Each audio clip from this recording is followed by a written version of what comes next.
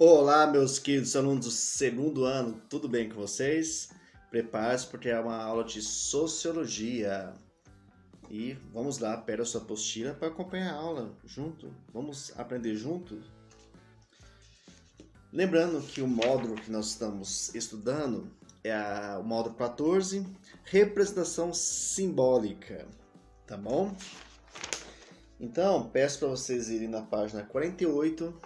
O item é relações existentes entre imagem mental, símbolo e sinal. Vamos lá então, tá? Imagem mental, pelo termo aí, imagem mental. É algo subjetivo, individual.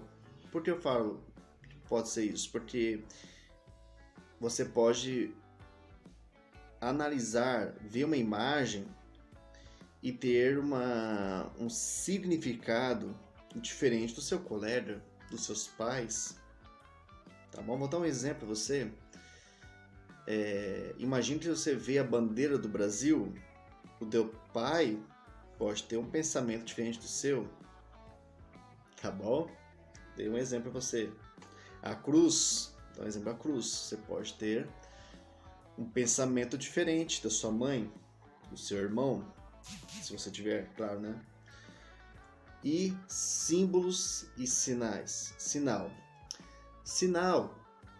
você pode identificar algo assim que a maioria da população vai compreender. Como assim? Sinal de trânsito. Sinais são mais simples, né? Um exemplo, direita, esquerda, aquele sinal de proibido, né? É fácil a compreensão. Até uma criança pode compreender. Pessoas que não sabem ler e escrever conseguem identificar o sinal, tá bom? O símbolo é mais complexo, tá? Mas o objetivo também é transmitir um significado que é para ser compreendido pelas pessoas, tá bom? E é interessante que nesse módulo nós trata-se aqui de dois grandes psicanalistas, na verdade, né? O fundador da psicanálise, né? Freud, Sigmund Freud e Jung, tá? Jung foi discípulo de Freud, assim, eu digo discípulo porque o fundador foi Freud e Jung tinha muito potencial, mas chegou um ponto que eles divergiram nas teorias. É interessante que Freud fez umas teorias muito interessantes, tá? Em especial os sonhos, tá? Bem interessante sobre os sonhos, tá? E Jung falou muito sobre a questão do inconsciente coletivo, dos arquétipos. Se você não sabe, arquétipos seria mais ou menos assim um conjunto de símbolos típico daquela cultura, tá? E esses símbolos pode interpretar sinais, tá bom? Eu vou dar um exemplo para vocês. Se você vive numa cultura que está mais voltada para o cristianismo, vamos colocar assim, a cruz tem um significado muito amplo, muito forte. Talvez numa cultura oriental a cruz não tem tanto efeito. Então, dependendo da cultura, você pode ter interpretações de algo que é típico daquela cultura. Por isso que é importante analisar a sociedade. Professor, mas não está pensando em psicologia? O que tem a ver com sociologia? Meus queridos, tudo que compreende as pessoas, o imaginário das pessoas, e em especial do conjunto de pessoas, isso tem a ver com sociologia, tá bom? Os símbolos têm a ver com a sociologia, as empresas, o marketing também tem a ver com sociologia, tá bom? E muitos se aproveitam disso. Então, basicamente é isso, tá? É bem interessante a teoria tanto do Jung como do Freud. Freud também tem uma questão também voltada para os sonhos também, para complexo de ético, é bem interessante, né? Mas o objetivo é falar mais sobre a questão da importância que tem dos símbolos, dos sinais para a sociologia. Vamos lá então? No item 3 é o imaginário. E é interessante assim porque compreende-se que o imaginário, o desenvolvimento do cérebro, né, é dentro do processo da gestação, né? Você está adquirindo já experiência lá, né, e está desenvolvendo os órgãos.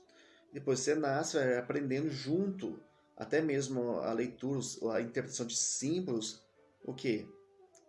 Durante a convivência com outras pessoas, em especial primeiro a família, na maioria dos casos com a religião, com a escola, e você vai aprendendo a construção da linguagem e da simbologia, certo?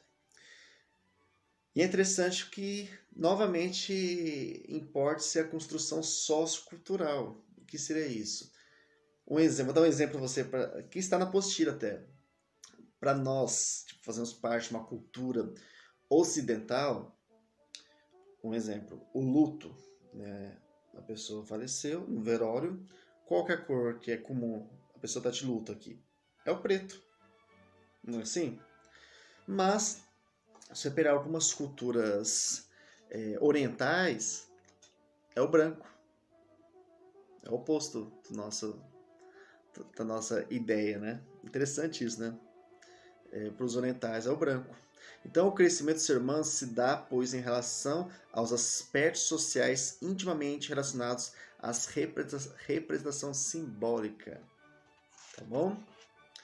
Então, o que nós somos e muito que nós imaginamos, né, tem a ver com a nossa relação com outras pessoas, tá?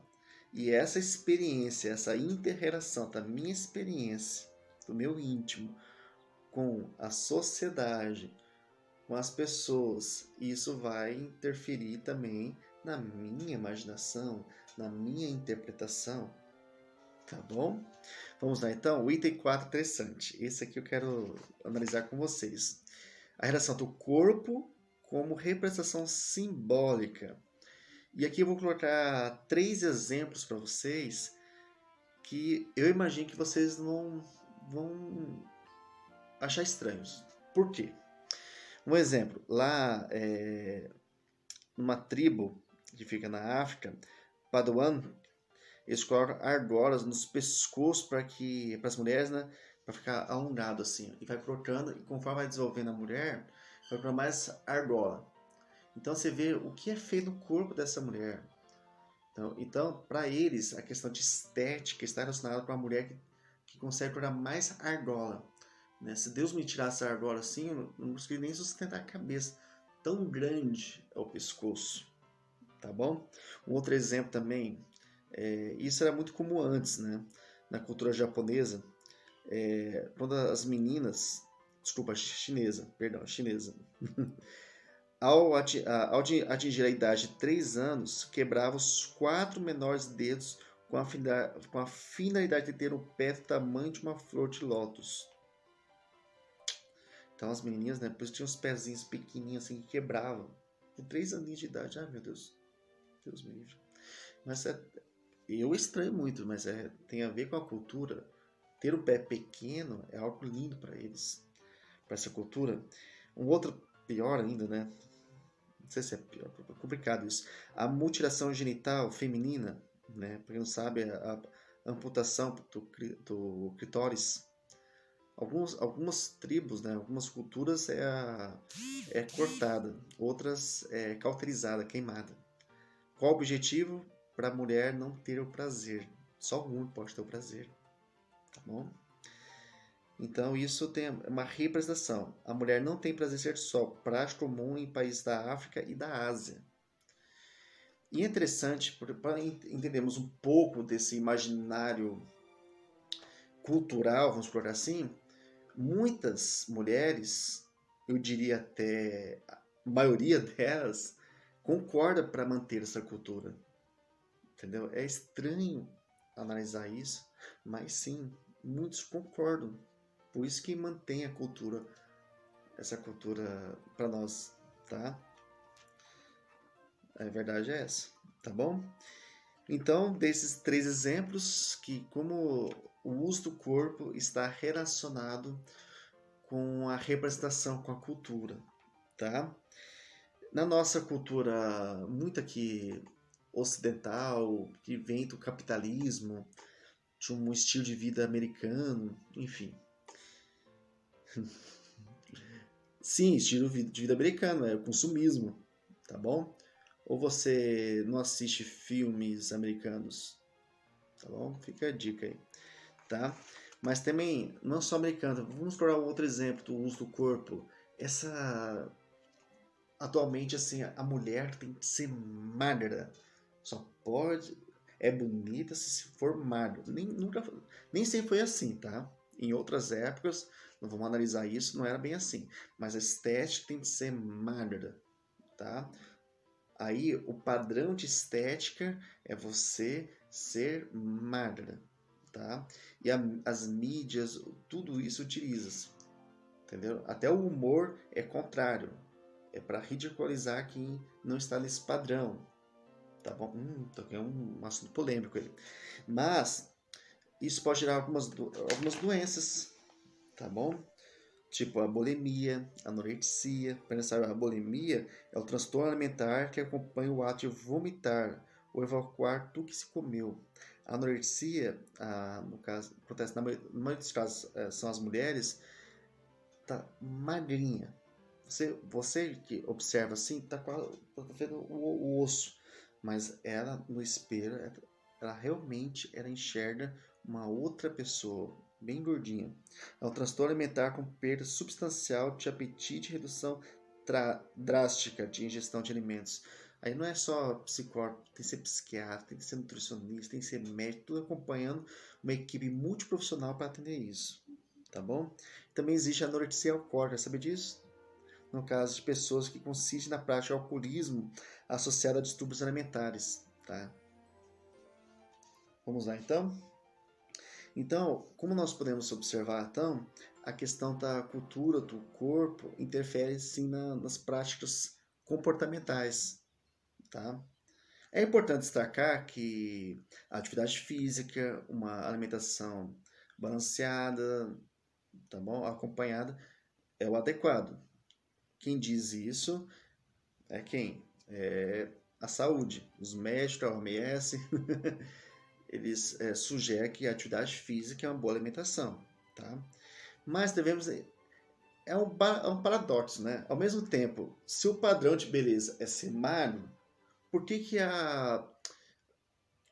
o mercado, o comércio estimula tanto o consumismo, a alimentação assim, bem calórica, cheia de alimentos tal, chocolate, chocolate. Então é complicado isso, né? Muitos associam que se eu ser magro, tiver uma atividade física, uma boa alimentação, vou ser infeliz, né? Ou eu como demais porque estou ansioso, então gera esse transtorno. Então é complicado atualmente excesso de informações, tá bom? Então fica por fim, para encerrar aqui, que nas próximas aulas eu vou falar sobre o conceito corpo diante da história, tá? Essa relação, na verdade, essa relação e diferença entre a estética e a feiura. A estética, a beleza, sempre existiu. Porém, o que caracteriza os dias de hoje é a premissa que se pode ser belo se quiser. Ou seja, as pessoas são responsáveis pela sua beleza. Tá? Então, essa percepção, no imaginário, está mudando bastante. Né? Existe o politicamente correto. Antes era comum fazer piada contra. Hoje, alguns determinam que você é uma pessoa que ri muito, tem gordura, você é uma gordofobia. Você tem, né? Você é um gordofóbico. Interessante, né? Tem gordofobia. Tá? E a feiura é considerada sinônimo de fracasso ou de incapacidade individual de gerenciar a busca pela beleza. Uma coisa que eu posso dizer para vocês que atualmente existe vários cosmovisão, vamos colocar assim. Tá? Você pode ser aquele que defende o estilo de estética que está relacionado com o estilo de vida da pessoa e determina se era feio ou não. Tá? Ou você determina, né? Infelizmente tem pessoas assim, separa, né, por classes, né? Então tem tudo isso. Então, mas hoje tem de tudo. Hoje com a globalização, com a internet, com tudo, mudou-se muito a questão, o que é certo, o que é errado, o que é estético, o que é arte, o que é tudo isso. Tá bom? Mas eu quero deixar claro para vocês aqui que tudo isso está relacionado com o estudo da sociologia, mas também da economia, que também está relacionado também com as mídias, tudo isso, tá?